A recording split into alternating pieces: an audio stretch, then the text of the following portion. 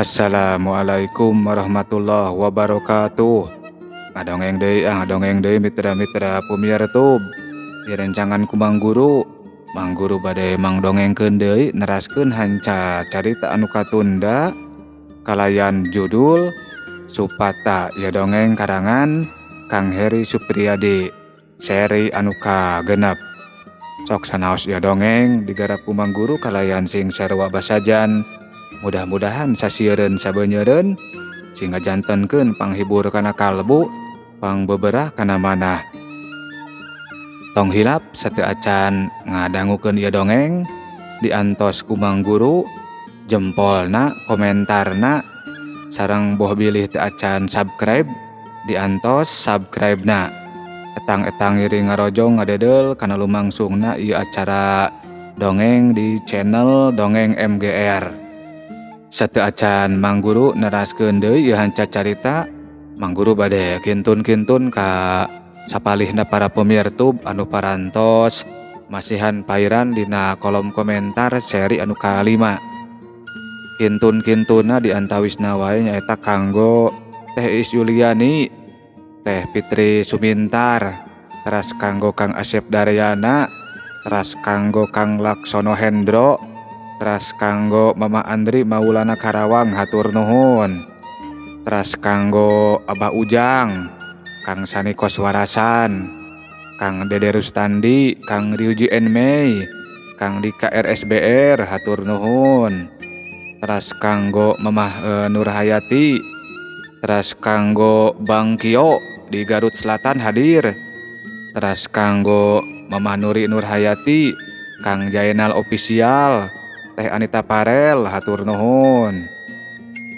Teras kanggo Kang Sarip Rahmat, Kang Ramdhani Priyatna, Kang Cepi Dodi, teras Kang Man, Kang Aep Karsim hatur nuhun. Kasepuhan Pak Didin Jumidin, Nenek Ani di Subang, Ibnu Behong 87, Teh Enji, teras kanggo Mamah Sri Hartati hatur nuhun. Teras kanggo Kang Dedi Mulyana, Abah Luki, Kang Darso Sumarno, Pak Ade Sukarna, Kang Erik Sunandar. Teras panginten anu terakhir kanggo Kang Prabu Arjuna.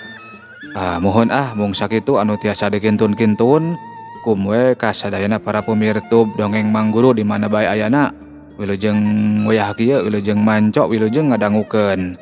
Supados teu nyangkolong kana waktos, mangga urang sami-sami ngabandungan deui kumaha jujutan ieu carios.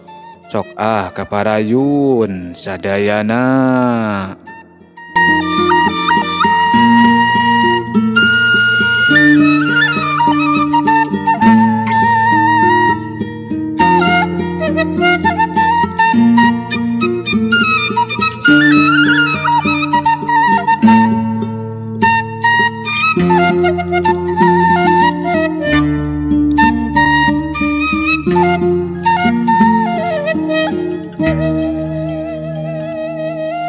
Mitra-mitra pemirtub dongeng Mang Guru, pepadut ipis nyaling rai katebak hiliwirna angin, bebenceg geus mimiti mapae sarehe, kalan-kalan sora londok milu ngalokan, dipirig ku sasatoan peuting anu sejena, ngawujud jadi wirahma alam, anu sigah sasari marengan mangsa peuting dipileuweungan. Dihareupeun durukan anu teu pati gede, Nyi Ratmi dariuk pahareup-hareup jeung Nini Purwati ngusir katiris dina awakna. Geus sabaraha taun umur hejab teh Nyai? Tetep sabelah mata Nini Purwati pinuh kanyaa. Upami telepat mah tos langkung ti 18 taun Nini, ceuk Nyi Ratmi rada kerung. Ngira-ngira kamana leokna omongan anu jadi ninina. Siganya mah geus cukup umur ayeuna mah Nyai. Geus waktunya. Nyi teh ngabejakeun perkara anu sabenerna. Tah kitu Nyai, ceuk Nini Purwati dari anak keranan. Perkawis naon Nini? Nya perkara hijab, injung hijab. Sabenerna mah geus maot Nyai. Ji alapati ku saurang lalaki ji ieu leuweung, ceuk Nini Purwati eureun heula nyaritana. Di alapati ku saha Nini? Ceuk Nyi Ratmi kacida ngagebegna. Katrapisan amarah dina sorot matana. Nyinyi mah moal poho, jalma anu geus mateni injung hijab teh. Ngaranna teh si Rohang. Baheula injung hijab teh diujag-ujag ku eta lalaki laknat. Sarta lumpat ka ieu leuweung nepi ka beunangnya. Hanjakal pisan, nyinyi telat datang. Injung hijab geus sakarat. Dicurih ku balati anu ayeuna nyelap dina cangkeng hijab. Sanggeusna digunyasi ka ku eta lalaki. Tapi untung keneh hijab mah bisa kasalamatkeun Nyai. Umur hijab harita mah karek bubulanyan. Ngan gedur amarah Nyi Ratmi beuki ngababela. Di mana ayeuna eta si Rohang teh Nini? Sorot mata Nyi Ratmi si lalatuan. Ceuing atuh Nyai, ceuing aya keneh, ceuing geus eueuh. Ja umur manusia zaman kiwari mah umurnya oge paronjok kacida. Nepi ka 100 tahun oge geus jadi perkara anu langka ayeuna mah Nyai.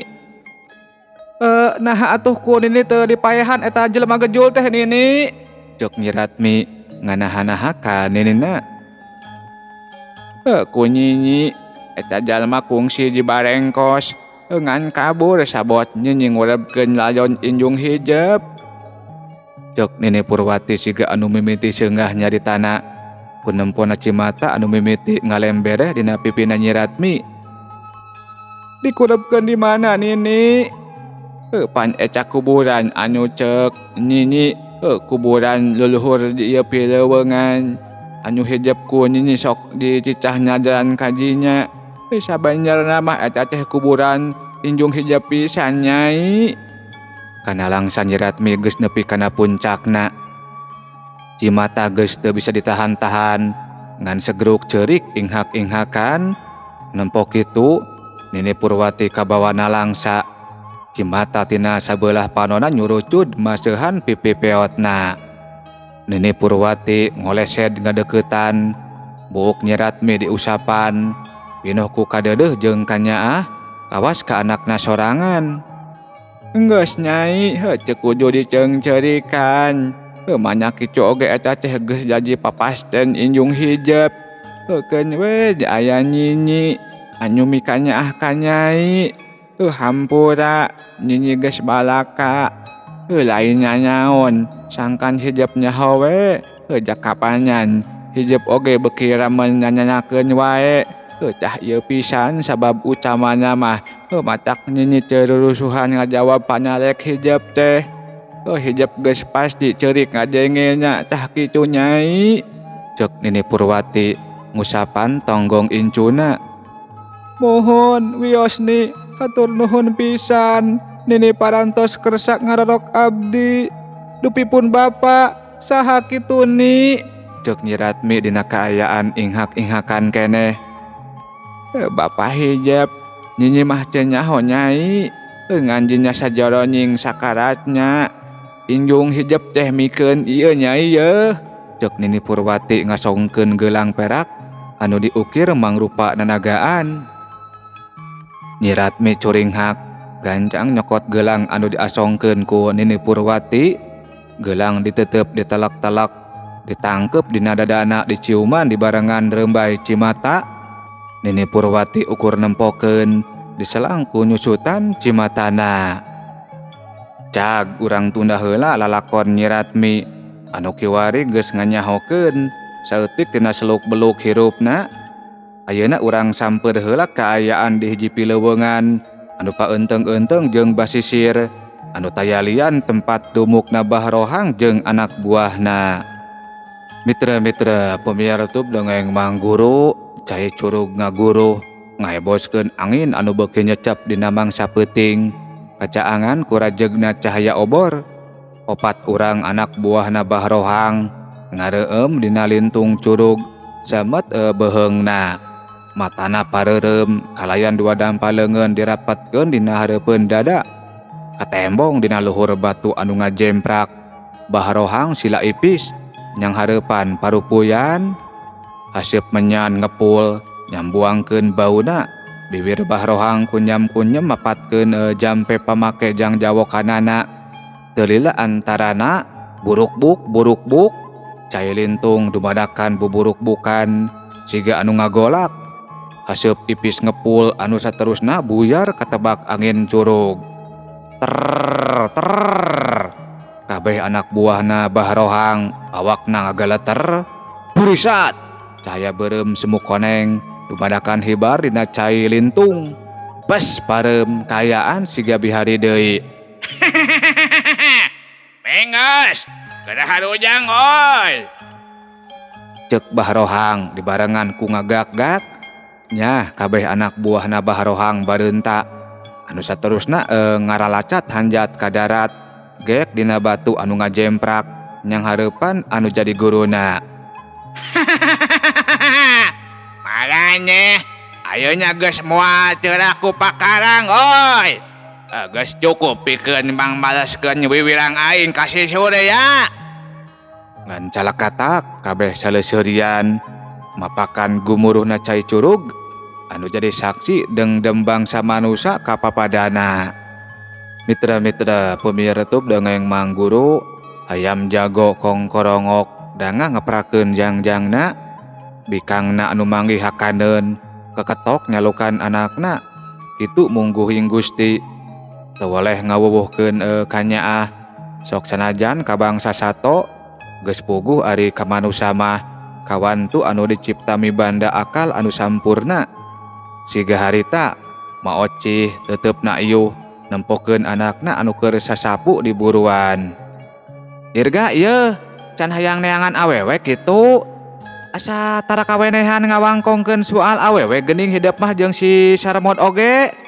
Ceuk maocih.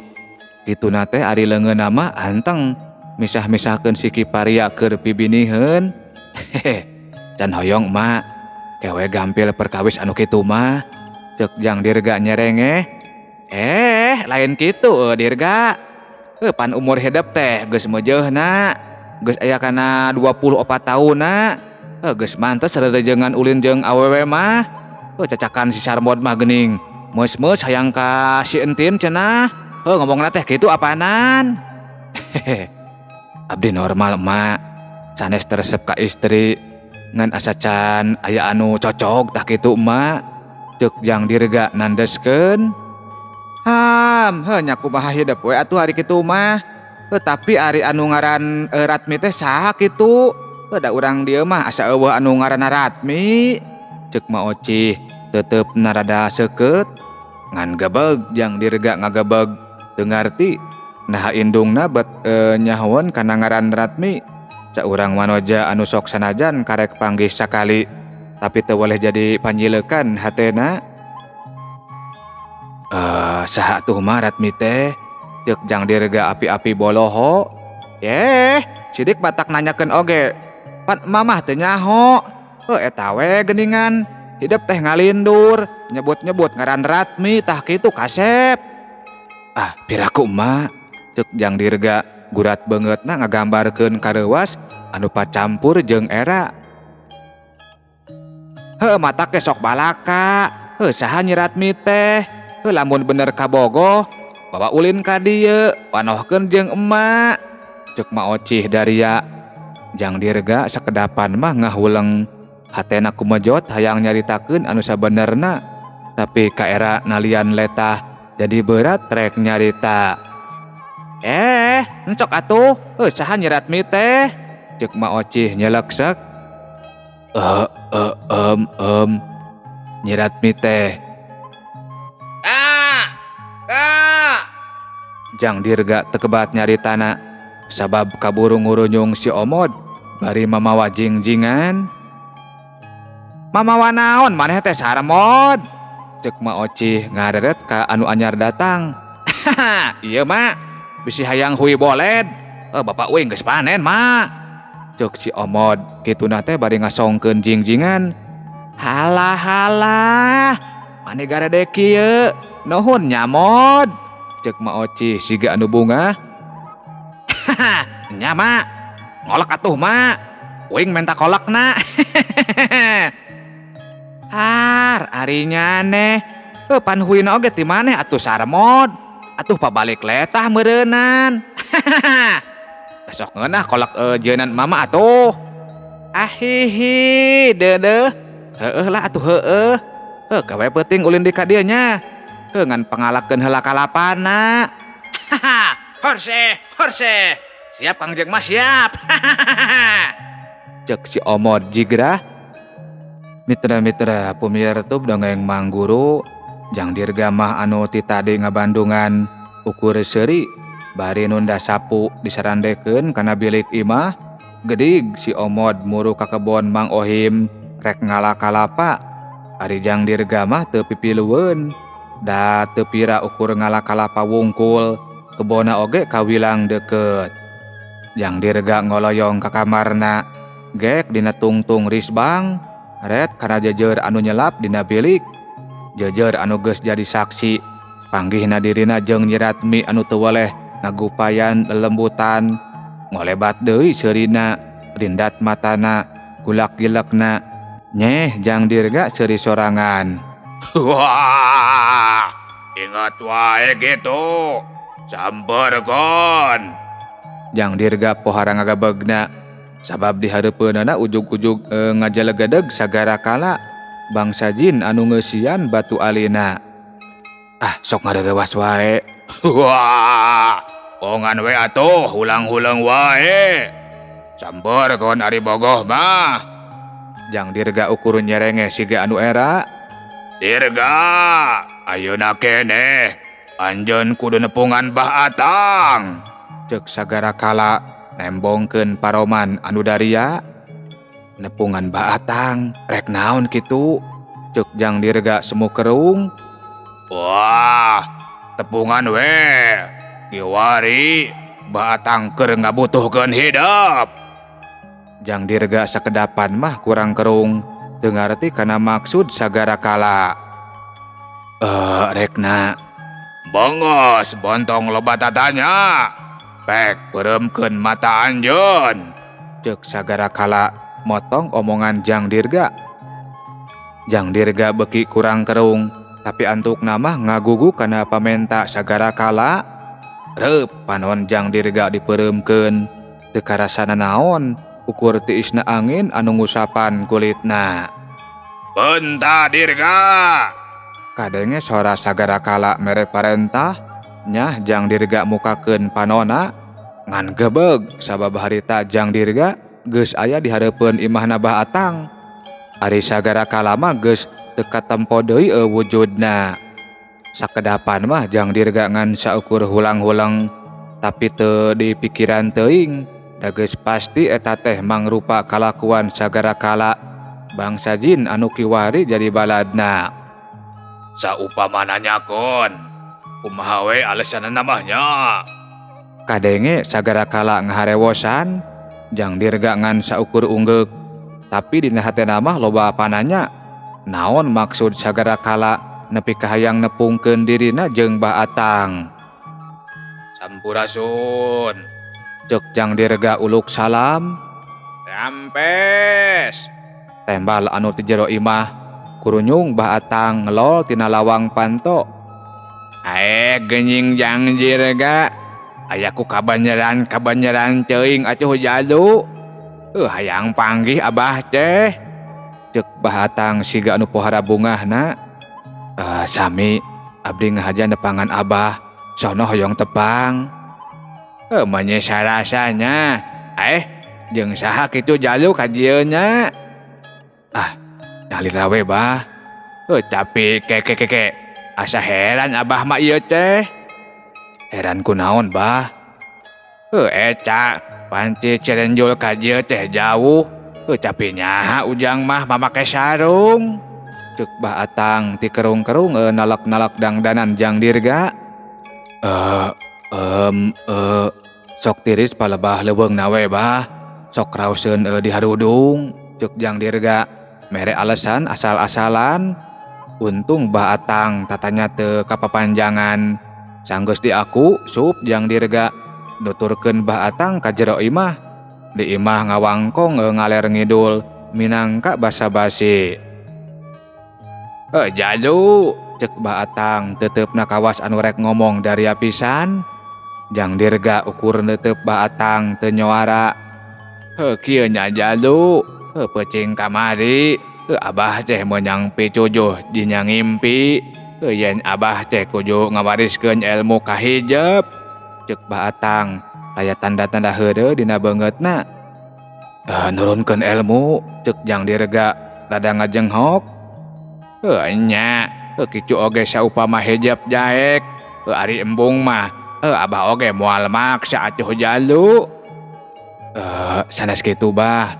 Eta kinten-kintenna abah percanten kitu ka abdi. Percaya pisan atuh Jalu. Samalah mah asa eueuh deui anu leuwih pantes ngawaris ilmu abah. Iwal ti hijab sorangan, cah kitu Jalu. Cek Baatang ngomong natatag. Nya ari kanggo abdi mah bingah we nu aya bah.